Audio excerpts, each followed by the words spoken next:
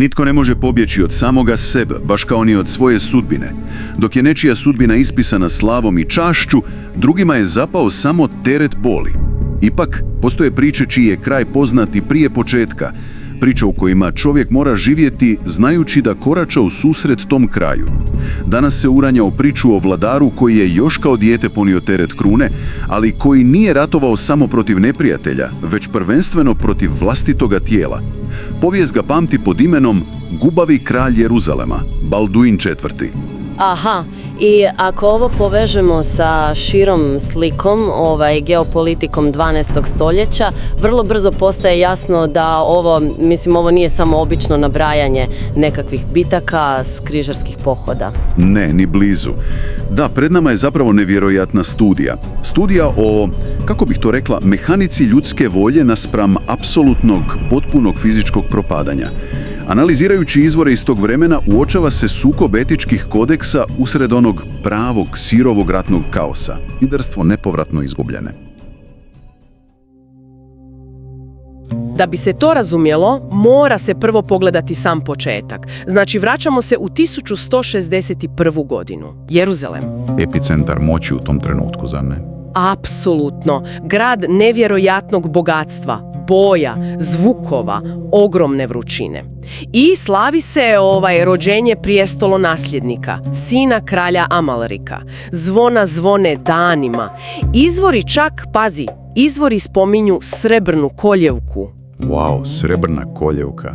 Znači, sve je bilo onako spremno za savršenu priču. Kao u bajci, da. Ali taj privid stabilnosti je zapravo bio samo iluzija, koja se vrlo, vrlo brzo raspada. Dinamika dvora je bila nevjerojatno toksična i nestabilna. Aha, tu dolazimo do onih političkih spletki, ili tako, udaljavanje njegove majke. Točno. Znači, ubrzo nakon rođenja donosi se drastičan potez. Njegova majka, kraljica Agnes, biva jednostavno prisilno udaljena s dvora. Brak se poništava, izlika je bila preblisko krvno srodstvo, ali pravi razlozi su bili naravno politički. Uvijek je politika u pitanju. Da, i mali Balduin ostaje bez majke. Osuđen je na to da je viđa samo povremeno, onako izdaleka, na marginama javnih ceremonija. To je užasno tužno kad se zamisli, znači nastaje jedna ogromna emocionalna praznina, a nitko ju ne ispunjava. Mislim, na dvor uskoro stiže maćeha, Marija Komnena, ta bizantska princeza. Aha, i ona u njemu definitivno ne vidi slatkog posinka kojeg treba odgajati. Ma kakvi. Ona ga vidi isključivo kao prepreku za vlastitu djecu, za vlastite ambicije. A još mu i sestru, Sibilu, šalju u samostan Svetog Lazara. Dijete ostaje potpuno, ali potpuno izolirano. Usred trepune palače, okružen ljudima s poprilično mračnim motivima, i u tom vakuumu emocionalne hladnoće za njegov se razvoj zadužuje nadbiskup Vilim iz Tira. Koji je ujedno i glavni hroničar ove priče, zar ne? Tako je, on bilježi sve ovo. I Vilim jako brzo shvaća da pred sobom nema samo prosječno dijete. Balduin pokazuje, znakove prave genijalnosti.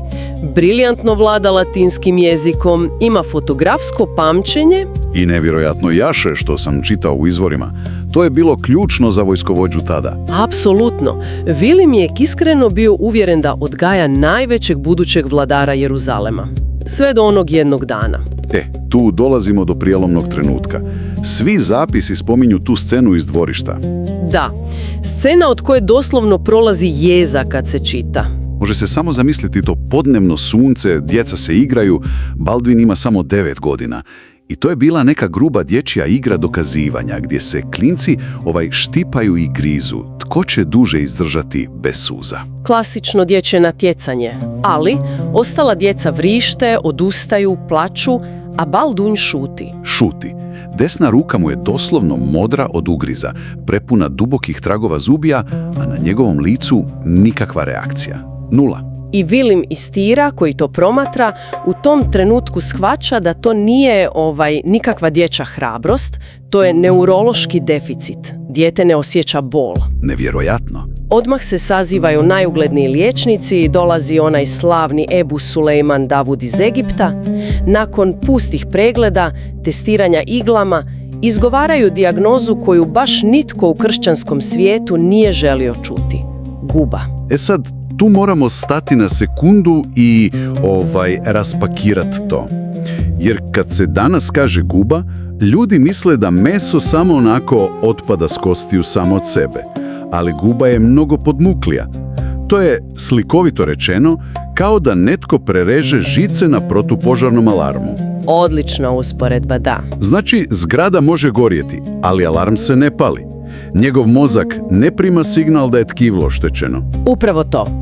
Bakterija Mycobacterium leprae prvo napada taj periferni živčani sustav. Bez boli, tijelo gubi obrambeni mehanizam. Svaki udarac prolazi nezapaženo i to dovodi do infekcija i na kraju gubitka udova. Ali u 12. stoljeću medicinski dio je bio možda lakši problem. Društveni problem je bio pravi pakao. Pakao, da. To se smatralo Božjom kaznom. Biti gubavac značilo je društvenu smrt. Postajete živi mrtvac. A to pokreće one mračne dudine liječenja. Između 9. i 12. godine dijete prolazi kroz tajne tretmane. Ulja, bolne masaže, ispijanje toksičnih pripravaka iza zatvorenih vrata. A on savršeno dobro razumije što mu slijedi. Izolacija i izgnanstvo. Ta stigma bi slomila svakoga. Ali ono što se uočava u izvorima, kod Balduina je to stvorilo, rekla bih, čeličnu volju. Neki fatalizam koji ga je oslobovio straha. Odlučio je iskoristiti to vrijeme s maksimalnim intenzitetom.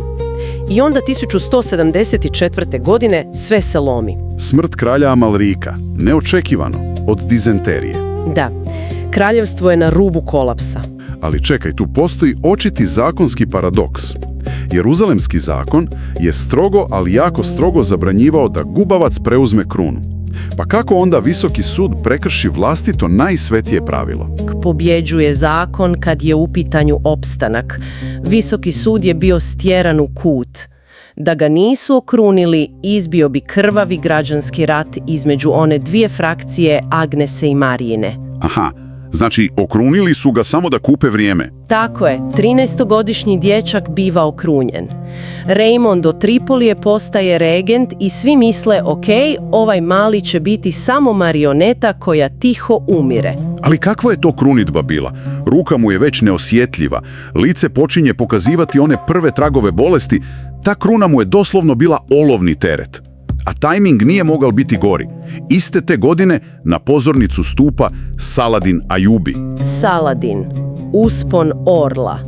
Te iste 1174. godine on pobjedonosno ulazi u Damask. I on nije samo ratnik, on je nevjerojatan strateg, ujedinjuje muslimanski svijet, Egipat, Siriju i ima jasnu viziju, želi Jeruzalem natrag. I tu sad vidimo taj fascinantni kontrast, dva potpuno različita svijeta. S jedne strane Saladin na vrhuncu moći, a s druge bolesni dječak. Dječak pod maskom. Jer Balduin, kako bi sakrio rane na licu od svog naroda i vojske, počinje nositi vizir ili srebrnu masku. Iako ga zapadni putopisci, ovi koji dolaze iz Europe, doslovno vrijeđaju. Nazivaju ga svinjom iz Akre, govore da je cijelo kraljevstvo ukleto zbog njega. A to je ta duboka povijesna ironija koju moramo naglasiti. Dok ga zapadni kršćani i vlastiti saveznici preziru, izgražaju se, njegov najveći neprijatelj, Saladin, prema njemu razvija nevjerojatno poštovanje. To je ono što je zapanjujuće. Saladin kroz svoje izaslanike i špijune shvaća s kim ima posla. On ne vidi bolest, on vidi genijalan koji ne želi prepustiti kontrolu ni regentima ni sudbini. Balduin odbija sići s konja. Pazi, vežu ga remenjem za sedlo jer ne može držati ravnotežu. Da, jednom rukom jedva drži uzde. To mora da je bila scena koja izaziva strahopoštovanje čak i kod neprijatelja. I sve to vodi do one neizbježne kolizije. 1177. godine. Bitka kod Montgisarda. Znači, Saladin odlučuje da je krajnje vrijeme da slomi to ukleto kraljevstvo. Kreće s masivnom vojskom. Potpuno je siguran u sebe, toliko da radi kobnu grešku. Da, dopušta vojsci da se rasprši i krene pljačkati lokalna sela. Misli si, tko će mu se suprotstaviti? Bolesni tinejdžer? Upravo tako. Ali Balduin, sad već sa 16 godina, izlazi pred njega. Ima samo, oko 500 vitezova i par tisuća pješaka. Tako bilježe izvori. Šačica ljudi protiv ogromne vojske. Ali frančka teška konjica imala je razornu moć ako bi uspjela izvesti iznenadni sinhronizirani juriš. Balduin to savršeno koristi i dolazi pred Saladina potpuno neopažen. I taj trenutak neposredno prije napada, to je nešto o čemu se i danas priča. Balduin traži da ga skinu s konja. Ruke i noge su mu već umotane u krvave zavoje. Zbog onih mikrotrauma od jahanja, da. Baca se na koljena u onaj pustinski pjesak, plače pred ostacima pravog križa i moli.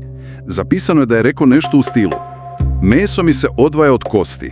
Daj mi snagu da vide pobjedu duha, a ne oštricu mača. Briljantan psihološki potez. Zamislimo učinak toga na moral vojske. Kad vitezovi templari vide svog bolesnog kralja u prašini kako se predaje nečem višem, doživjeli su naprosto fanatičan val hrabrosti. Bili su spremni umrijeti za njega u tom trenutku. Zbijaju redove, formiraju one smrtonosni klin i kreću u napad. Taktički, teški oklopni konjanici udaraju u raspršenu pješadiju, to je bio masakar.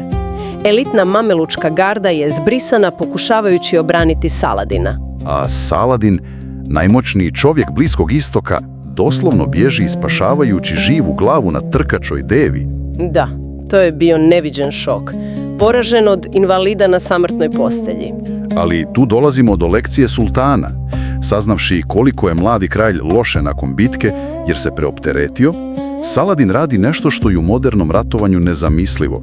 Šalje svoje osobne liječnike, najbolje arapske stručnjake s melemima u jeruzalemski logor. Da pokuša usporiti bolest onome tko ga je upravo vojno ponizio. Kako to uopće objasniti? Empatija usred takvog rata?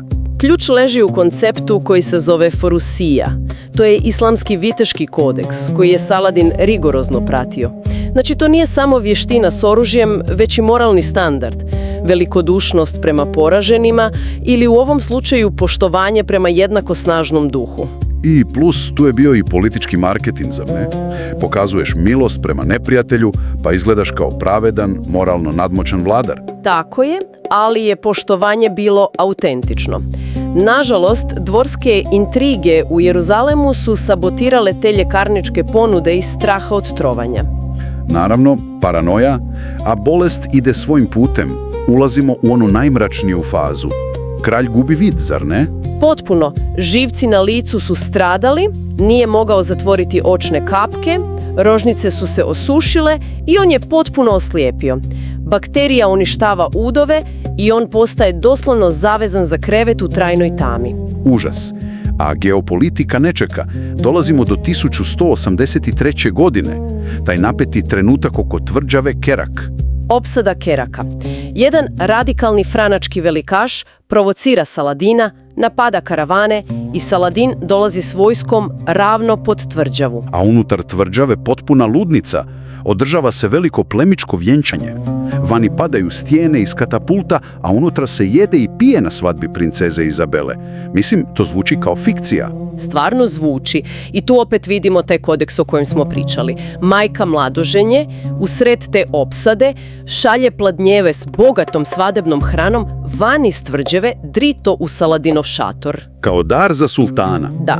A Saladin prima hranu, pita u kojoj kuli točno spavaju mladenci i izdaje naredbu. Opsada ide dalje, ali u tu kulu ne smije udariti niti jedan jedini kamen. Nevjerojatno poštovanje običaja.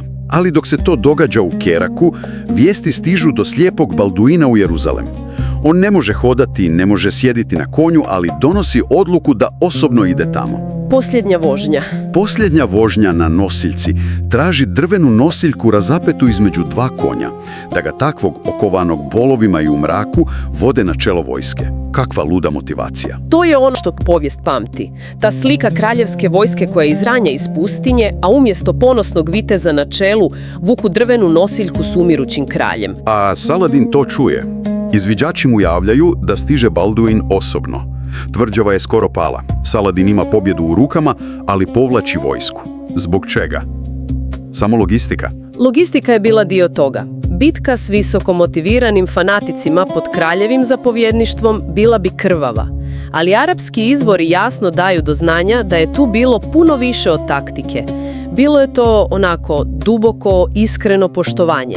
Saladin je vidio tu nadnaravnu volju čovjeka koji odbija umrijeti i jednostavno je spustio oružje. Spustio je oružje pred duhom, ne pred mačem. Ali biologija je, na kraju, neumoljiva. 1185. godine Balduin IV. Umire sa samo 24 godine.